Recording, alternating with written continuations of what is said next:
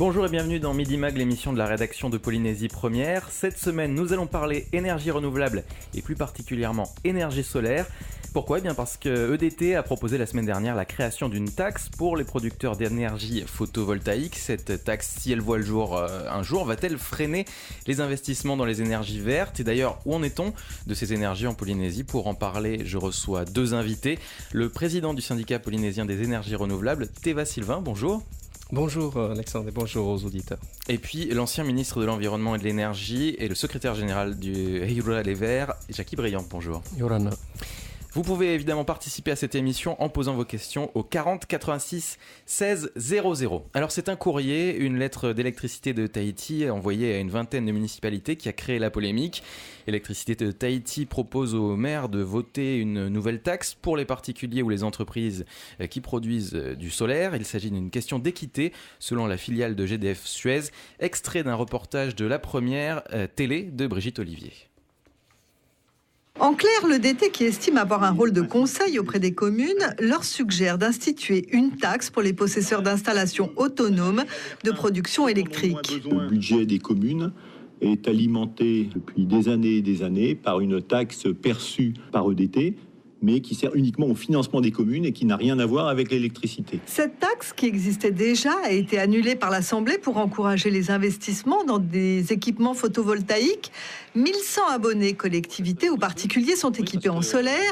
Et dans son courrier, l'EDT précise quelles seraient les recettes fiscales commune par commune. Il faut que le développement des énergies renouvelables se fasse dans l'esprit du développement durable, c'est-à-dire que ce soit bénéfique à tout le monde et que ce ne soit pas simplement un transfert de charges des uns vers les autres. Ce sont les gros consommateurs qui ont pu mettre des installations solaires et qui se retrouvent exonérés de ces taxes.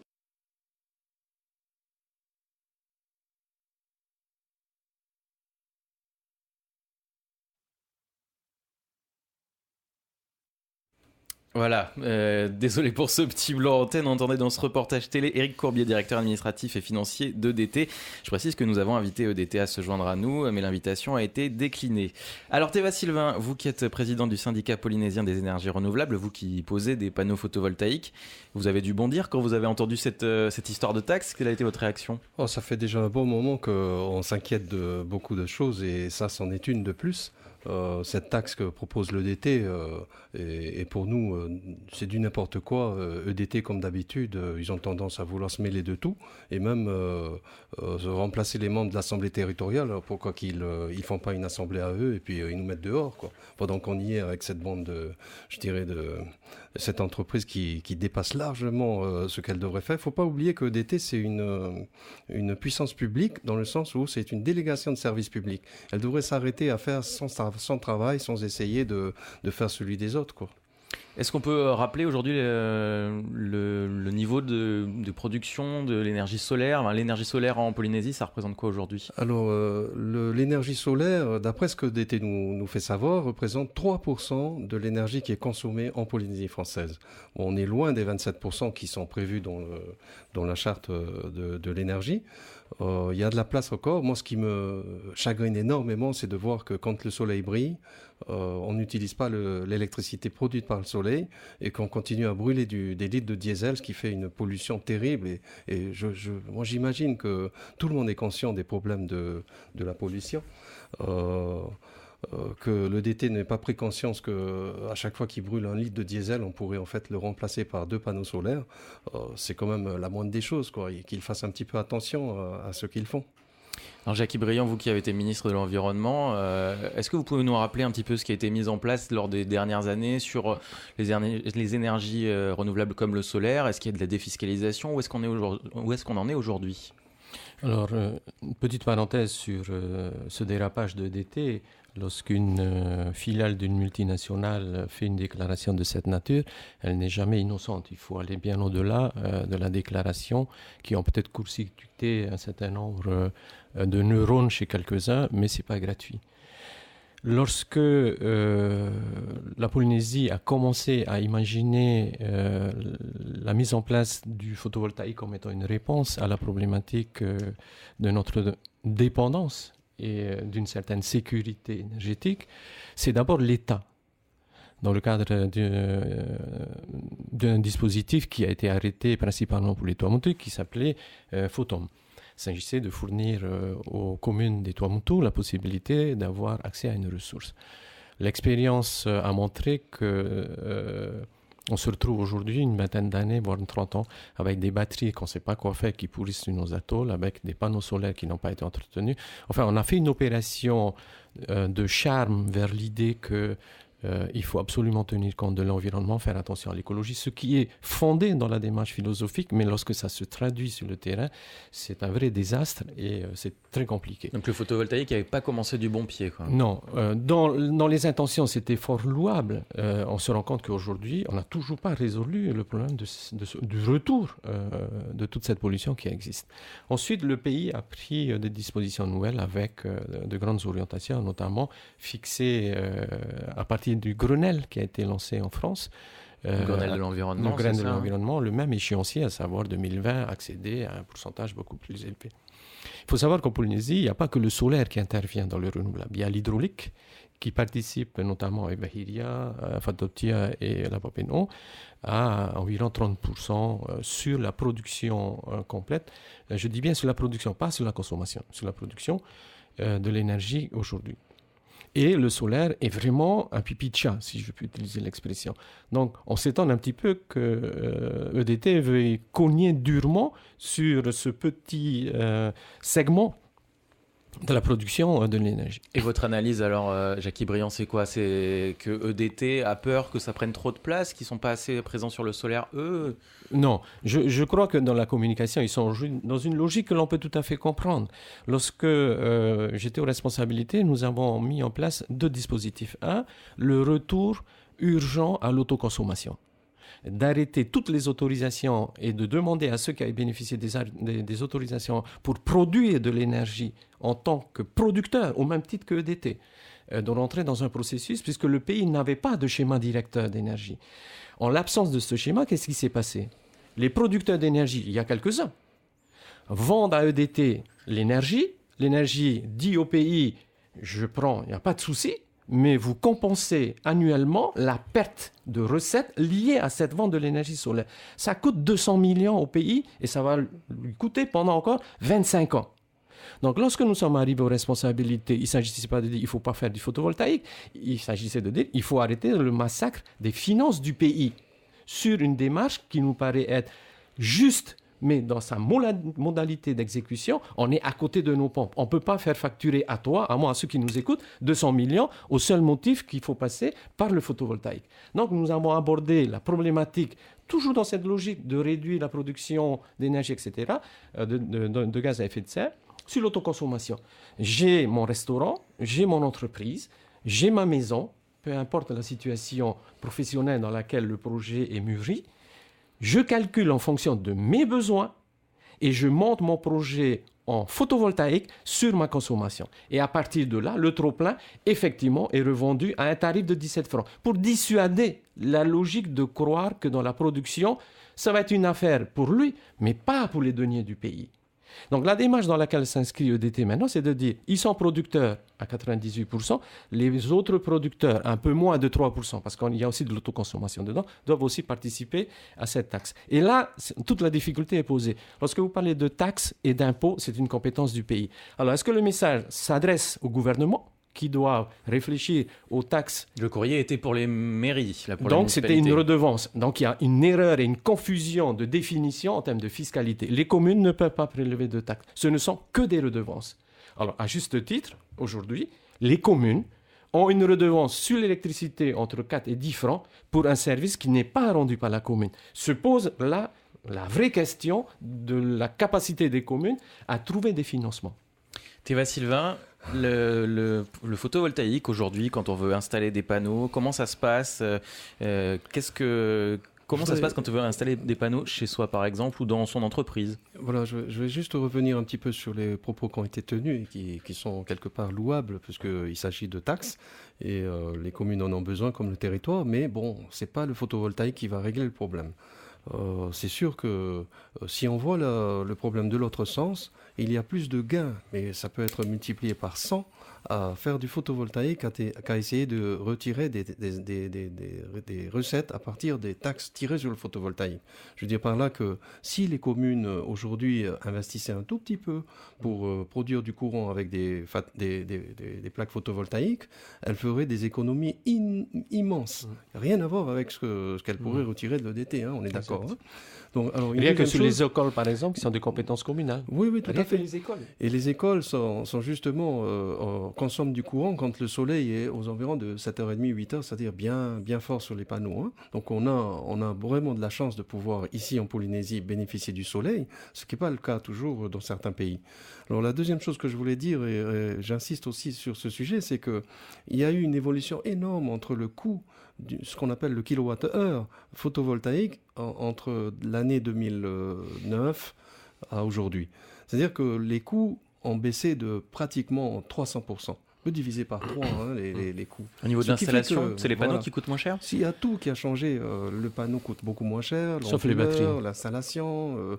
Et puis aussi, il y a une technologie qui a énormément pris de l'avance. Alors, c'est là où le DT s'inquiète. C'est-à-dire qu'il y a quelques années, le DT regardait le photovoltaïque avec un œil amusé. Et puis ils se sont rendus compte assez récemment que beaucoup d'entreprises, de maisons, de personnes peuvent carrément se couper de l'énergie solaire. Et nous avons fait des démonstrations où c'est plus utile d'être raccordé au réseau. Je dirais même, je conseille à tout le monde de se déraccorder du réseau parce qu'on a aujourd'hui la possibilité de s'équiper avec du matériel photovoltaïque, c'est-à-dire seulement solaire, et ça suffit. Au bout de 5-6 ans, l'installation est complètement amortie. 7 ans, nous avons calculé. Donc aujourd'hui, le solaire peut carrément remplacer le DT. Mais je le dis sérieusement. Et la nuit, si certaines personnes pensent qu'il n'y a pas assez de courant, ça dépend toujours des questions de stockage d'énergie. Oui, il y a toujours des problèmes de batterie, de stockage.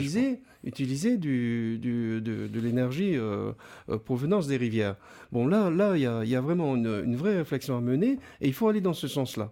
Moi, je le dis vraiment sans aucune haine contre le DT. Le DT, on pourrait, si on s'y met bien, on pourrait les enlever de là et les renvoyer chez eux. Ça suffit. C'est plus la peine. Non, mais je dis. Je ne sais pas si Jacques Briand, ça a l'air d'être plus compliqué que ça. Il y a quand même il y a une concession de 25 ans, rien que pour la concession Nord. Ça veut dire que pendant 25 ans encore qu'il nous reste, ce que tu retires, je vais essayer de me mettre à la place de DT, ce que tu retires du pain de la bouche de DT, ils vont te dire maintenant vous me compensez. Tu sais comment ça marche, les contrats, toi qui es dans le milieu, quand l'un des partenaires ne respecte pas. Il faut un schéma directeur. Il faudrait que le pays remette aussi ce contrat à plat. Il ne peut pas. Mais il faut mettre un schéma. Il faut mettre un schéma directeur à plat, notamment pour désengager la logique. Et là, je partage l'analyse. Il n'y a pas que le solaire. La logique qui fait qu'il ne faut pas que le renouvelable devienne le monopole. C'est la délégation de service public qui a rendu EDT de fait le monopole. Il faut sortir absolument et il faut un schéma directeur pour lequel j'ai introduit une démarche qui a été contestée devant le Conseil d'État. Alors Théva Sylvain Jacques Briand, on va continuer dans quelques instants, mais on va prendre un premier appel d'auditeur puisque on a donc une question sur Polynésie Première. Il est 12h30 dans Midi Mag. On parle de l'énergie renouvelable et du solaire en particulier. Bonjour. Allô ? Oui, bonjour. Bonjour, présentez-vous. Oui, bonjour. Je suis un habitant de Mooréa. Et j'aimerais pouvoir m'équiper en solaire, mais j'ai l'impression que tout nous freine de tous les côtés, le DT, peut-être les autorités. On nous parle de 25 ans, marié à le DT, que c'est pas possible autrement, et au bout de 25 ans, on va nous sortir une trentaine d'années supplémentaires. C'est du monopole. On est encore en face d'un monopole. Et ce qu'on voudrait, c'est au moins commencer par 2 ou 3 panneaux solaires, avec ou sans batterie, marcher au solaire et à l'EDT. Et apparemment, c'est pas possible, parce que dès le départ, Vous avez essayé vous-même d'installer des panneaux, par exemple, chez vous ? Vous avez eu des difficultés ? Mais oui, bien sûr. Quel genre de difficultés ? Dès le départ, on a l'impression qu'on veut nous punir dès le départ. On nous oblige à changer un compteur qui marche très bien à l'envers, qui tourne très bien à l'envers. Non, il faut le changer, débourser déjà presque 80 000 francs pour un nouveau compteur qui n'amène rien en plus ni en moins. On freine de tous les côtés. Donc j'aimerais bien que les autorités décideuses fassent en sorte que réellement, au lieu de proposer des voitures électriques, qui est très bien, mais dont personne pour l'instant ne veut ou ne peut en avoir, qu'on marche, qu'on équipe nos maisons déjà en partie, je ne dis pas en totalité, mais déjà en partie au solaire. Ça serait fantastique. Merci beaucoup de nous avoir donné l'occasion de nous exprimer. Merci beaucoup, monsieur. Alors, Vassilin, c'est si compliqué que ça de passer au solaire ?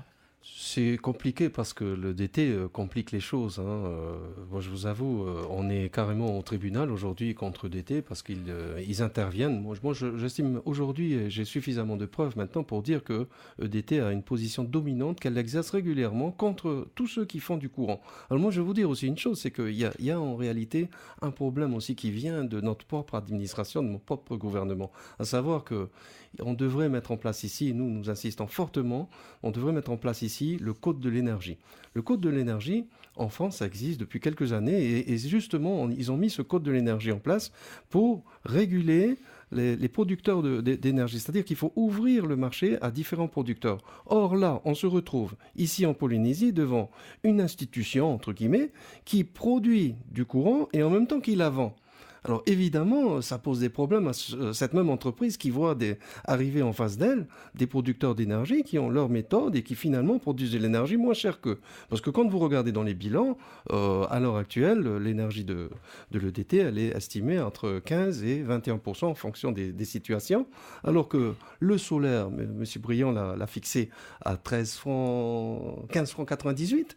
Donc on est déjà moins cher. Alors, je ne vois vraiment pas pourquoi EDT va acheter du courant dans sa propre filiale qui produit du courant à 21 francs, alors que le solaire le produit à 15 francs. Donc on voit bien qu'il y a une contradiction d'office avec cette histoire de l'EDT. Moi, j'insiste, il faut absolument mettre en place le code de l'énergie, s'inspirer, il est très bien fait celui de Métropole. L'EDT, par exemple, si on avait adopté le code de l'énergie, l'EDT n'aurait pas le droit de produire du courant. Ce serait une autre société dont elle n'aurait pas le droit d'avoir des intérêts dans notre société. Si on mettait ça en place, évidemment, les choses seraient beaucoup plus claires. Parce que les problèmes qu'on trouve aujourd'hui, c'était ceux qu'il y avait en France il y a une dizaine d'années. Donc, quand EDF avait un monopole. EDF, ERDF et tout, c'était des problèmes sérieux. Donc, pourquoi est-ce qu'on traîne? Pourquoi est-ce qu'on n'a pas mis le code de l'énergie? Vous savez quoi? J'ai vu dans le journal officiel que le code de l'énergie en Polynésie, il date du mois de mars 1911. 1911, il n'y a pas eu d'évolution. Mais bon, quand vous lisez le code de l'énergie de cette date-là, vous êtes surpris par je dirais la puissance du texte, l'efficacité de tout ce qui a été mis en place à cette époque. Bon, maintenant, effectivement, il y a des volets entiers qui sont manquants, puisque à l'époque, on ne parlait pas trop d'énergie renouvelable et tout. Là, il y a une lacune. Mais il faut commencer par, je dirais, les fondements, mettre en place le canevas sur lequel on doit fonctionner. Et l'EDT aujourd'hui, pour moi, de fait, elle exerce une position dominante constamment, parce qu'elle est une délégation de service public, parce qu'elle est la seule à utiliser le réseau et les espaces publics pour se rendre chez vous. Nous, on voit bien, on a quand même 130 installations et on représente, dans le marché, on représente à peu près 17% du marché du photovoltaïque en Polynésie française. Pour vous dire, on a une bonne expérience, mais bon, c'est un combat c'est David contre Goliath avec le DT. Tous les jours, ils nous trouvent une nouvelle excuse pour nous dire non, on va pas vous raccorder, mais tiens, on va pas vous mettre le compteur électrique. Ah ben non, vous en avez pas besoin. EDT dit qu'il y a un raccordement par jour à peu près.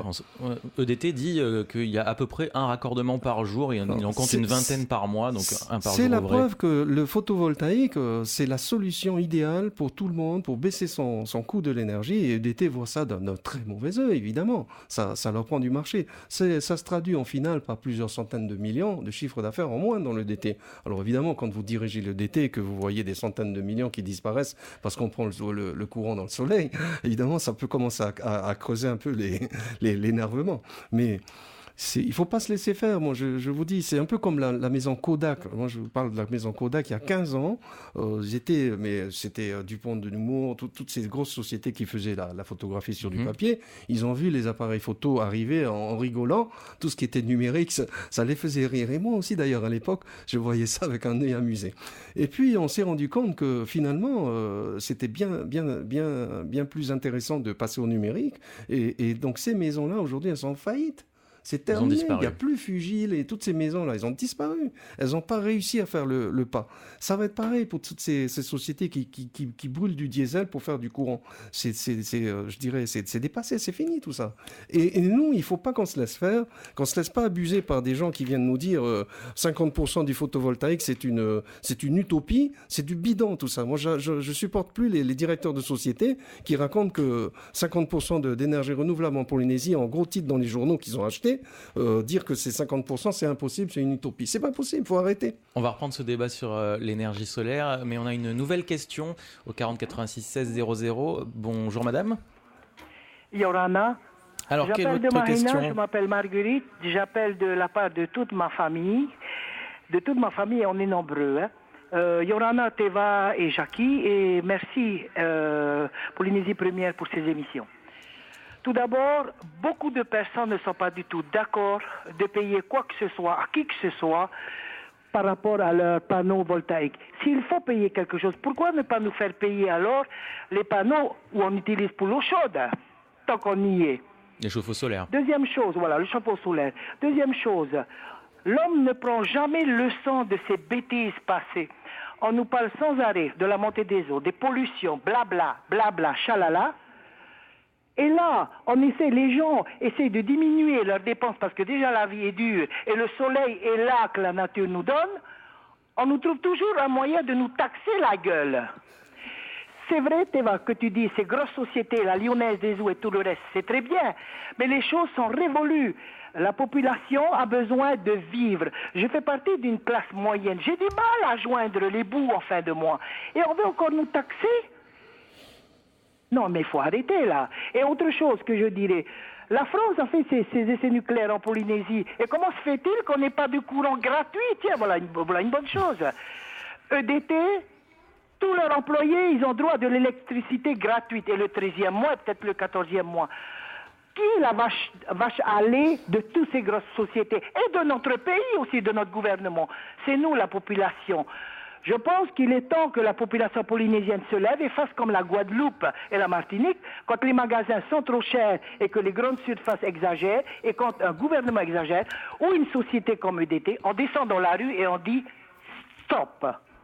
Merci. On vous dit à vous, Teva et Jackie, merci beaucoup, mais la société polynésienne, on a marre qu'on lui force de faire des choses et elle se tait. Je pense qu'on est arrivé à un moment où on n'a plus envie de se taire. Maintenant, c'est fini. Tahouama. Merci beaucoup. Merci pour ce coup de gueule. Justement, Jackie Briand, finalement, derrière cette question, on sent qu'il y a une exaspération et on se dit... Elle a de l'énergie, Marguerite. Elle a de l'énergie. Et on se dit finalement, merci, le problème Marguerite. derrière tout ça, c'est que l'électricité coûte encore trop cher en Polynésie. Comment leur faire baisser le coût de l'électricité? Le coût de l'électricité en Polynésie est fixé par une règle de calcul qui s'appelle la pétasse. Ça ne s'adresse à aucune des femmes qui nous écoutent. Oui, cette pétasse a beaucoup fait parler. C'est PE qui est le prix de l'énergie, T le transport et ACE qui sont les autres charges d'exploitation. Ça fait partie de cette fameuse convention, de cette concession, c'est le cœur des discussions et du coût. Or, cette pétasse a été introduite il y a plusieurs années. Mais quand vous transférez cette pétasse à aujourd'hui, la qualité des machines a changé. La durée de vie des machines a changé. Les huiles que nous utilisons ont changé. Elles se sont améliorées. Le carburant s'est amélioré. Et on applique la même règle comme si toutes ces évolutions techniques n'étaient pas venues pour faire baisser et prolonger la durée de vie. Or, au coût final, on ne modifie rien du tout, on maintient et on rajoute même à la difficulté par rapport à ceux qui veulent trouver d'autres sources d'énergie, notamment autour du photovoltaïque. lorsque j'étais aux responsabilités, donc j'ai introduit ce schéma directeur pour bien distinguer la production du transport et de la distribution. Malheureusement, sur les deux années où j'ai travaillé, le texte a été remis sur le tapis par le Conseil d'État sur le dispositif de pourcentage. Parce que j'estime qu'une société qui a plus de 50% de la production d'énergie est déjà dans le monopole. Et si vous continuez à rester dans cette logique-là, vous ne pouvez pas attirer vers vous d'autres sociétés qui veulent rentrer dans ce processus de production d'énergie parce qu'ils vont se dire « mais quel est mon intérêt ? Je suis calé par rapport au pourcentage restant de la production. Comment moi je vais vivre ? Comment je vais développer mon activité ?» Mais aujourd'hui, le DT va devoir revoir ses tarifs, hein, c'est ça. Oui, alors, avec je donne au ministre en charge tout le loisir d'aller démonter la pétasse et de nous dire comment il aura trouvé les finalités là-dessus. Ce que j'essaie d'expliquer, tant que le pays aujourd'hui n'aura pas mis en place ce schéma directeur de l'électricité dans lequel on identifie clairement le rôle de la production, on ne va pas s'en sortir. Le deuxième point, il ne suffit pas de mettre en place ce schéma. Il y a l'autorité administrative indépendante qui doit être là. Comme pour vous au niveau de l'audio. La CNIL vient là pour rappeler à l'ordre ce que tu peux faire, ce que tu ne peux pas faire, ce que tu es autorisé à faire. Et cette loi était le complément absolument nécessaire pour rendre viable ce schéma. Parce qu'on va dire, on va créer un schéma directeur. Mais derrière tout cela, il y a des filiales qui sont mises en place, il y a des relations entre ces sociétés qui sont d'affichage, mais derrière tout ça, vous avez les mêmes acteurs. Donc il faut un contrôle qui doit être là, avec les compétences, pour pouvoir démonter et démontrer que derrière cela, ce sont des arrangements qui sont mis en place. Jackie Briand, est-ce que l'autorité de la concurrence qui est dans les cartons du gouvernement là, actuellement... Ça s'appelle une AAI, une autorité. Il ne faut pas rester que sur la concurrence, il y a la question de l'énergie, il y a la question de la téléphonie, avec l'OPT, Vini et compagnie, et il y a le problème qui est lié à la concurrence dans nos commerces.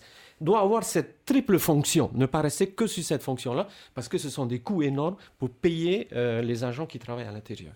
Alors, on parlait de l'objectif 50% d'énergie renouvelable à l'horizon 2020. On n'y arrivera pas. On n'y arrivera pas ? Et comment est-ce qu'on peut s'en approcher ? Qu'est-ce qu'il faut parce qu'il n'y a pas que le solaire, évidemment. Vous avez vu, depuis 15 ans, les investisseurs comme Teva et d'autres essayent de faire avancer. Mais le rythme dans lequel on avance, il est très long.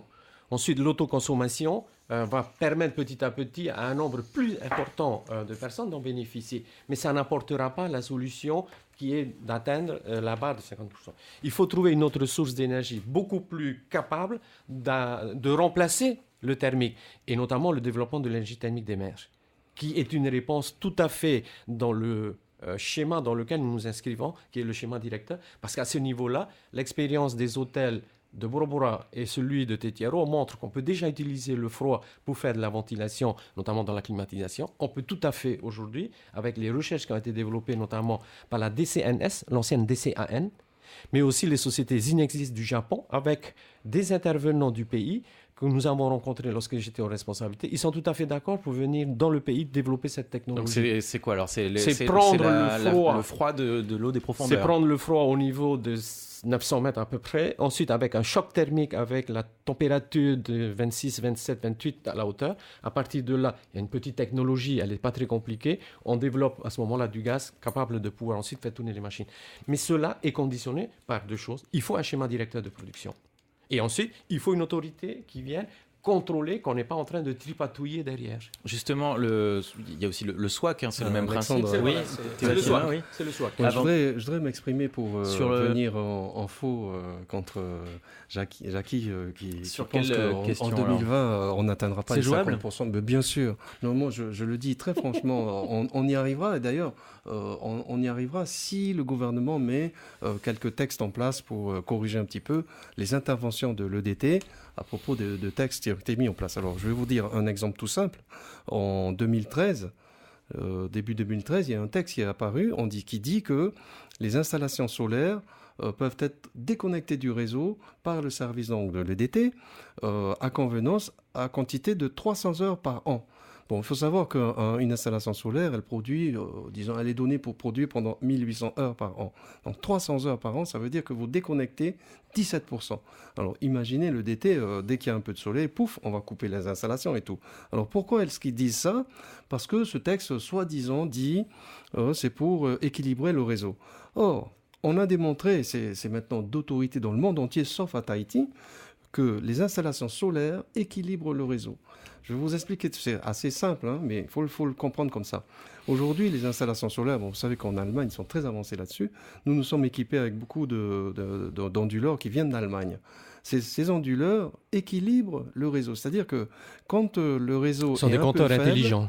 Exactement, non seulement des compteurs, mais c'est toute une alchimie qui est dans l'ordinateur de l'onduleur, qui fait que quand le réseau a une faiblesse quelque part, c'est lui qui régule. Et si on lui donne l'instruction de réguler constamment, eh ben, il peut même arriver à ne plus produire sur le réseau si le réseau est saturé.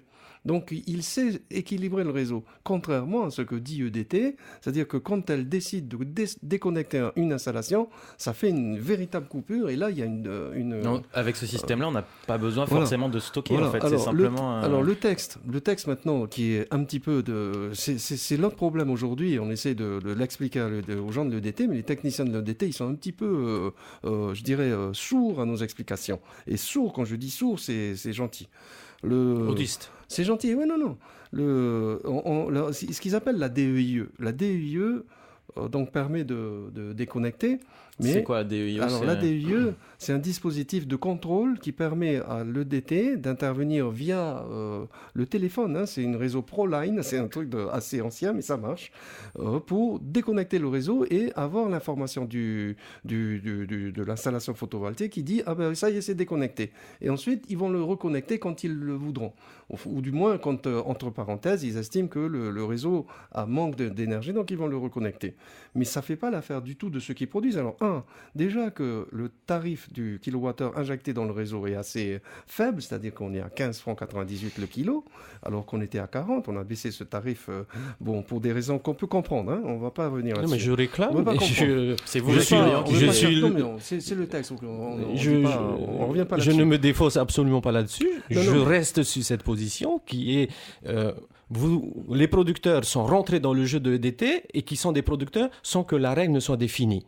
À partir de là, on trompe tout le monde. On fait croire à tout le monde qu'ils vont tous devenir millionnaires exactement comme EDT, ce qui est absolument faux. Je voudrais faire la démonstration, Teva.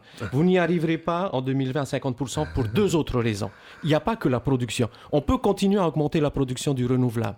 Mais si vous ne faites pas un véritable plan de rénovation de nos bâtiments, à commencer par RFO, si vous n'avez pas le double vitrage, si vous n'avez pas les puits de lumière qui utilisent la lumière naturelle, vous allez continuer à produire pour se substituer... Les climatisations qui prennent beaucoup... Oui, pour se substituer à la production thermique, mais dans la réalité, vous ne faites que de la substitution. Donc, il faut un véritable plan dans lequel la mutation, et ça va créer, ce service va créer de l'emploi, va permettre aux entreprises de faire de la construction, de la rénovation. Aujourd'hui, le BTP est ouvert à ce genre de... Mais il appartient au pays de définir, avec la Socredo, qui est quand même la banque pour laquelle le pays est actionnaire pratiquement à égalité avec l'État, avec l'AFD, de proposer des taux d'emprunt préférentiels autour de 3, 2, 3, 1, de manière à ce que les gens puissent avoir la possibilité. Si on ne fait pas ça en même temps, production et la rénovation des bâtiments, on n'y arrivera pas aux 50% en 2020. Alors, moi, je pense que si, au contraire, même, on pourrait y arriver dès demain.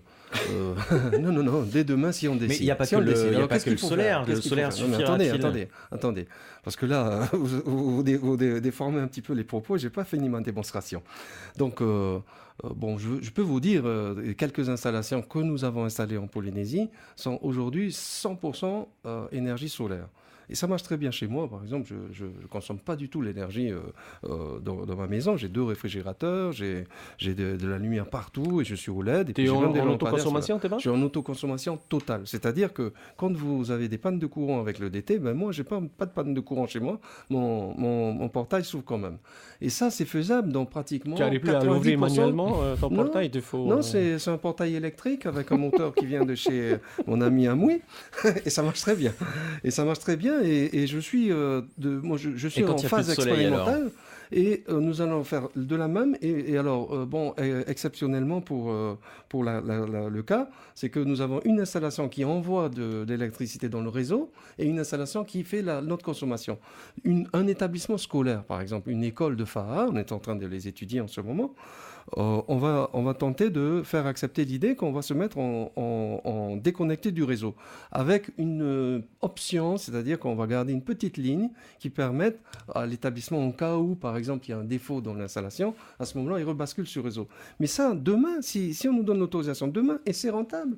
Quand je dis c'est rentable, c'est-à-dire qu'au bout de 6 ans... Mais Théva, je ne conteste pas le caractère rentable de ton opération, mais j'essaie de faire la démonstration avec un esprit cartésien que 2020, 50%, on n'y arrivera pas tant qu'on n'aura pas, parallèlement à cela, fait une montée en puissance de la rénovation de tous les bâtiments. Tu veux éclairer un établissement scolaire, mais cet établissement scolaire ne répond pas à des normes qui favorisent l'utilisation de la lumière naturelle. Tu vas multiplier les dépenses.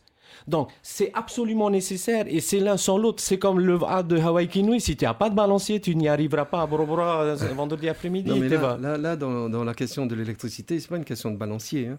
Nous, on a la preuve par neuf, par comme vous voulez, que ça marche très bien et on va vous le faire parce qu'on a l'intention de le faire. Ça marche très bien, mais il faudrait mettre plus de panneaux partout. Il faudrait que chacun s'équipe ou est-ce qu'il faudrait que certaines collectivités s'équipent. Ce que dit Jackie, il a raison, c'est qu'il faut quand même un petit peu optimiser nos dépenses et revoir les modes d'éclairage et tout ça. C'est vrai, mais c'est une démarche qui est déjà en train de se faire. Il y a beaucoup de gens qui utilisent des lampes, à basse calorie pour s'éclairer. Comme on change aussi des réfrigérateurs. Vous savez, il y avait un défaut ici en Polynésie, c'est que beaucoup de gens achetaient des réfrigérateurs de marque américaine.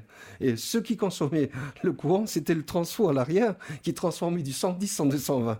Alors lui, il chauffait toute la journée et on ne comprenait pas pourquoi ces frigidaires consommaient beaucoup de courant. Donc les frigidaires européens, eux, n'ont pas de transfo, ils sont directement... et ils consomment carrément beaucoup de courant. Je suis bien heureux que Théva accepte l'idée qu'on ne peut pas monter en puissance que sur la production. Parallèlement à cela, il y a des modifications absolument nécessaires mais on n'a pas pour être au rendez-vous. Pour faire ça. C'est demain, là, c'est tout de suite. Oui, Théva, tu sais bien comment la vie chez nous, ça fonctionne sur une majorité issue du suffrage universel qui gère le pays, qui a ses propres orientations.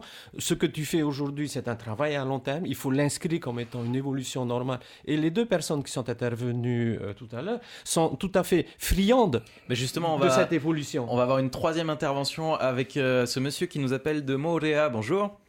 Oui, Yorana, c'est Teli qui appelle de Moorea. Yorana Teva, Yorana Jackie. J'appelle et je vais tout à fait dans le sens de ce qui a été dit aussi bien par Jackie pour réduire la consommation d'électricité, mais plus spécialement aussi par Teva, parce que là c'est le sujet, comment augmenter le taux de pénétration du photovoltaïque sur l'électricité qu'il faudra bien résiduellement produire. Et là, effectivement, il y a quand même maintenant des voies qui sont possibles. Il ne faut pas se laisser berner par... c'est pas à EDT de dire quelles sont les normes, quels sont les résultats. Un exemple très simple. Sur l'île hawaïenne de Maui, qui a à peu près un système électrique de même taille que chez nous, il y a plus de 50% en instantané d'énergie intermittente. Donc les 30%, tout ça, on oublie. Il y a des moyens techniques aujourd'hui pour arriver à développer encore bien davantage, notamment le photovoltaïque chez nous, qui est plus intéressant que l'éolien. Et Théva a parfaitement raison de dire que pour le faire, il faut pouvoir appeler des experts indépendants, et on doit pouvoir mettre une autorité administrative indépendante, qui soit réellement indépendante, pas un truc qui fasse semblant, pas un truc qu'on saisit de manière consultative, une autorité qui est créée et après qui met des rapports publics accessibles aux citoyens. Encore au jour d'aujourd'hui, les rapports du délégataire ne sont pas accessibles aux citoyens. Le fait que la justice restons peut-être sur l'énergie déjà. Voilà. En tout cas, sur l'énergie. Sur l'énergie, la justice, pour prendre que sur la position du photovoltaïque, a dit que EDT sous-estimait les coûts évités et se faisait une marge au-delà du raisonnable par rapport à la prise en compte du photovoltaïque dans le contrat actuel. Ça, c'est un fait. Pourquoi il n'y a pas d'information là-dessus? C'est quand même la justice française, administrative en appel, qui l'a dit. Et pourquoi ça ne sort pas? Bon, je reviens sur le photovoltaïque. Très rapidement, parce qu'on arrive à la fin de cette émission. Il faut absolument, effectivement, et Théva a parfaitement raison, il faut mettre en place une autorité administrative indépendante, mais elle ne sera indépendante que si les citoyens peuvent vérifier que voilà, les rapports sont publics. On peut faire beaucoup mieux dans le photovoltaïque. On peut revoir, et on va revoir dans le contrat, c'est possible puisque la justice a invalidé le contrat actuel. Il faut s'en occuper. Tout le monde doit j'allais dire, s'en occuper. Les leaders, qu'ils soient politiques ou professionnels, doivent saisir cette occasion. Très bien. Et effectivement, il faut arrêter que ça soit EDT qui fasse sa propre loi. Juste un point précis. Sur l'accès au réseau, moi je propose, et je crois que ça a été proposé par le politique, mais il faut le mettre en exécution, que ça soit la TEP, la société de transport, qui est une société dans laquelle le pays a la majorité, qui décide des conditions de raccordement au réseau technique. Et là, on va voir que ça va permettre le développement du photovoltaïque. Voilà. Merci beaucoup. C'est une proposition, donc je pense qu'il doit peut-être plaire à nos invités. Jackie Terry, très rapidement. Que j'ai reconnu, je voudrais saluer Terry, a travaillé avec moi au ministère, donc il sait de quoi il parle et sait parfaitement quels sont les enjeux dans cette opération. Et le seul point pour lequel on n'est pas arrivé, c'est la durée du mandat. On avait 2 ans dans le mandat. Je suis persuadé que nous aurions eu un mandat de 5 ans, on aurait ficelé définitivement le projet de loi sur l'organisation et d'un schéma directeur d'électricité. Mais salut Terry. Merci beaucoup en tout cas à nos invités d'être venus. Un dernier mot ? Non, très rapidement alors, parce qu'on arrive vraiment à la fin de ce Midi Mag. Théva Sylvain ? Pour moi, vraiment pour solutionner le problème, il ne faut plus que EDT soit producteur. Il faut qu'il demeure le distributeur. Et les producteurs doivent être séparés, ça ne doit plus être ça. C'est ça la vérité. Ou alors, EDT devient le producteur et on trouve un nouveau délégataire. Des délégataires, il y en a. On peut trouver des délégataires ici de service public. Nous sommes prêts à le faire. Très bien, merci beaucoup Théva Sylvain, merci Jackie Briand. C'est donc la fin de ce Midi Mag. L'émission sera rediffusée dimanche après le journal de 12h. Midi Mag, c'est également à retrouver sur polynesiepremière.fr en podcast audio et vidéo. Bonne journée et bon week-end sur Polynésie Première. À bientôt.